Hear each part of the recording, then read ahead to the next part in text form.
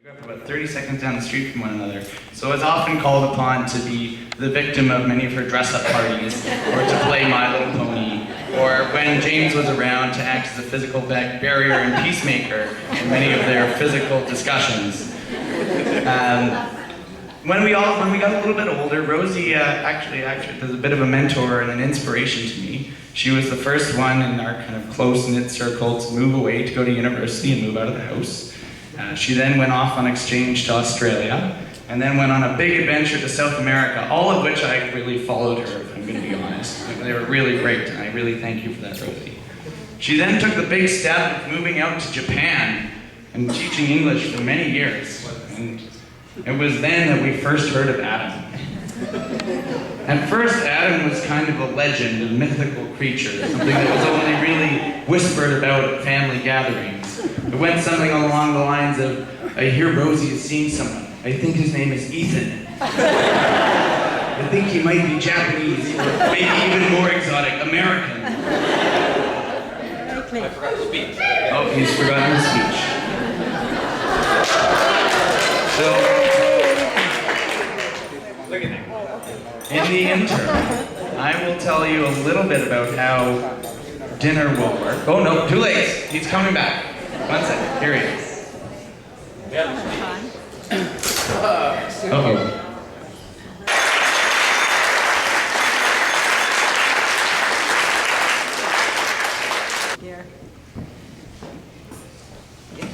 I need to look in this direction because this is about you, isn't it, darling?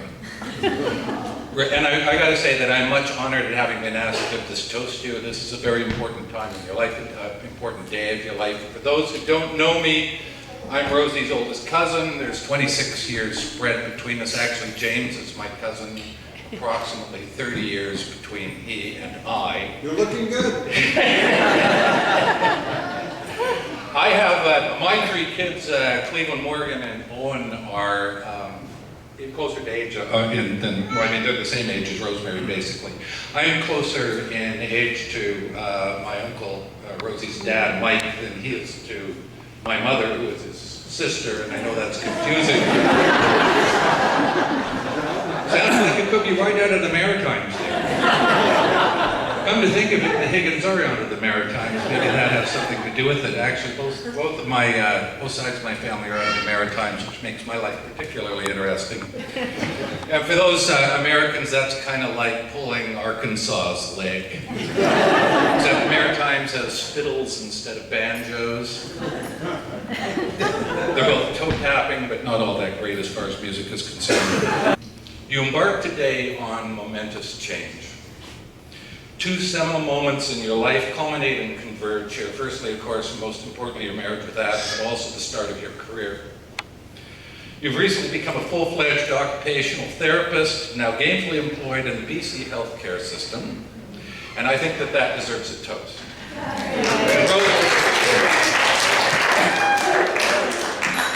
Because I got some files on it.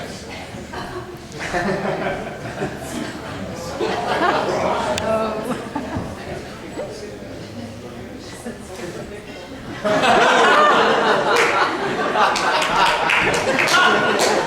where do I start?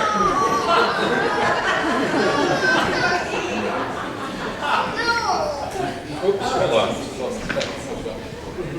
Okay.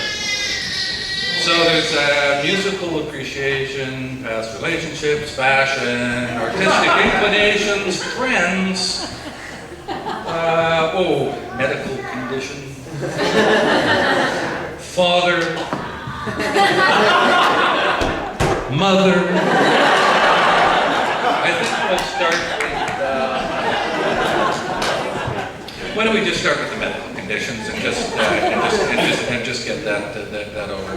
Rosie suffers from a couple of congenital conditions. I don't know if you know this. I think the most interesting one being it's called autosomal dominant compelling helioophthalmic outburst syndrome, the acronym of which is ACHOO or ACHOO.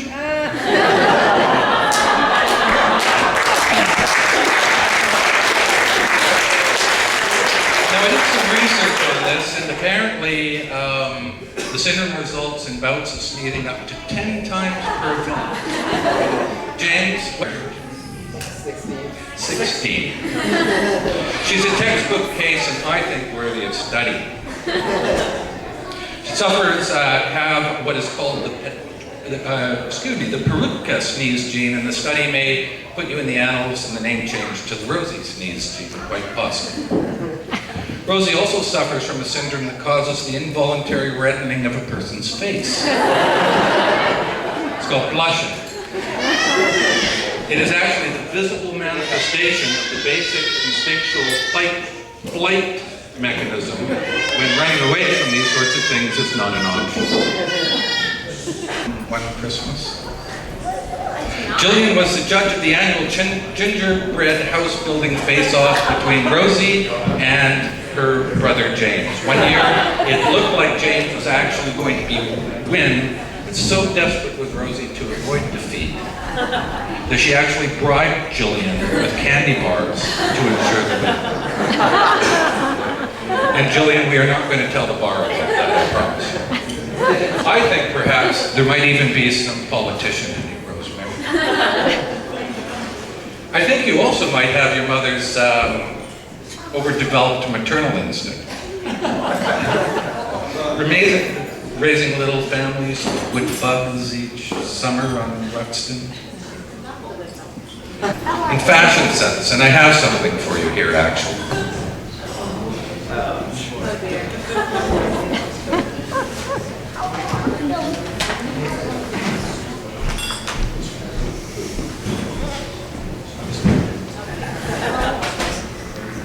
Oh, you look marvelous in anything.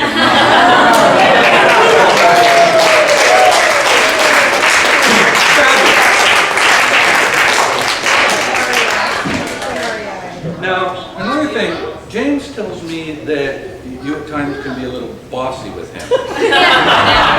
And he is very happy he has now passed that torch to Adam. The other thing I forgot to mention is that apparently Rosemary learned to speak Japanese when she was in Japan, or at least that's what I think she's saying when she talks, but I can't really tell quite sure because I'm not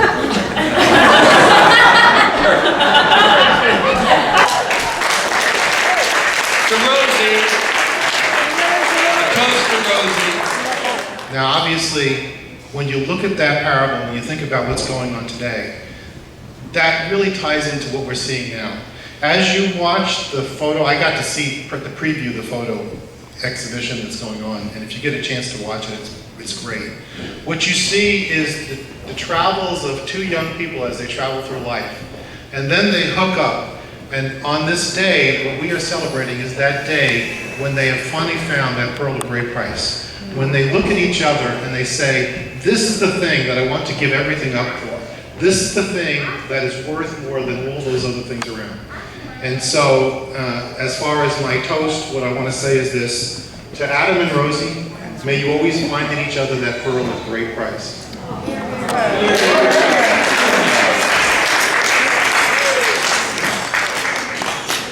Now with that, I'll go ahead and just bless the food we have there.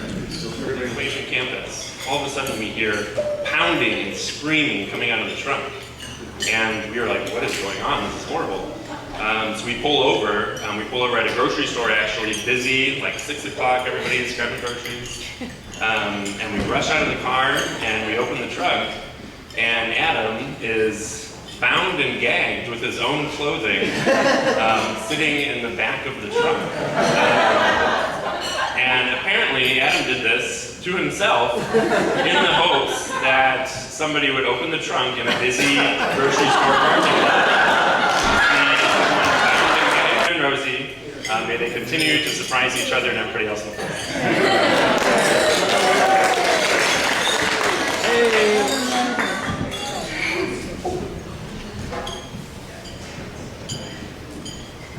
Okay. Thanks, Andrew, for that introduction. Rosie and Adam, I know I speak on behalf of Kim Shu when I say we're so happy for the two of you, and we're absolutely thrilled to be part of such a special moment in your lives. I've been friends with Rosie since elementary school when we were geeking it up together during our weekend practices of Odyssey of the Mind Club. Or at least I thought we were geeking it up together. Rosie since told me she only joined the club to hang out with my cool older sister. But anyways, regardless.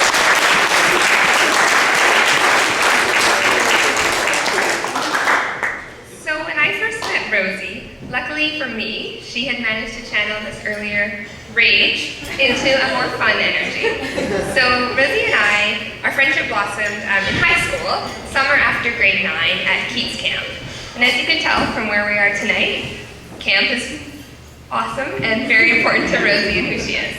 So we both went to camp with other friends, but we bonded that week over something that separated us from these other girls. So what made us different was that Rosie and I weren't that interested in boys our age. So these other girls, they wanted to gossip and just talk about boys all week. Rosie and I, no interest whatsoever. Kim and Jill and Steph for being Rosie's supports. You guys are awesome.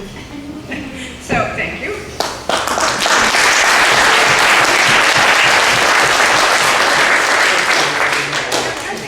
You know, the last thank you is to you two. Just, I get emotional.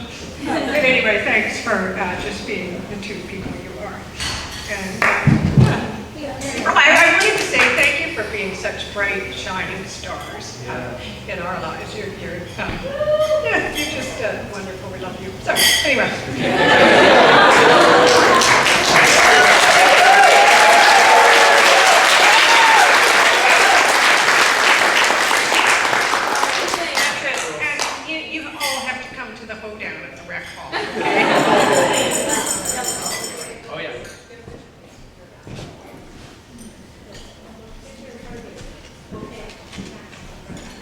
Rosie,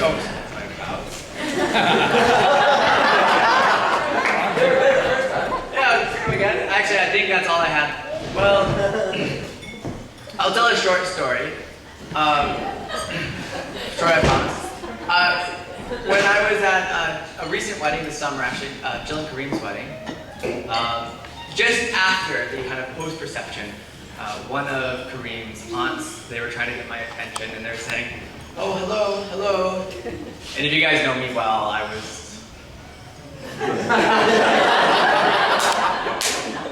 And luckily, I think it was your... one of Rosie's friends was there, and they said, oh, he's just thinking about his wedding. Which was a great save for me. When we got engaged, Mom bought a few books, I think from Amazon, I believe, about how to plan a wedding. One of them was a book of lists. Me being super organized, was very excited. So I opened this book of lists one day and it began with how to plan your over-the-top, completely ridiculous engagement party. And I thought, this book is not for me. This book is for someone who wants a much more extravagant wedding than what I'm looking for. And I felt completely overwhelmed and I put it back on the bookshelf and I never looked at it again. Sorry.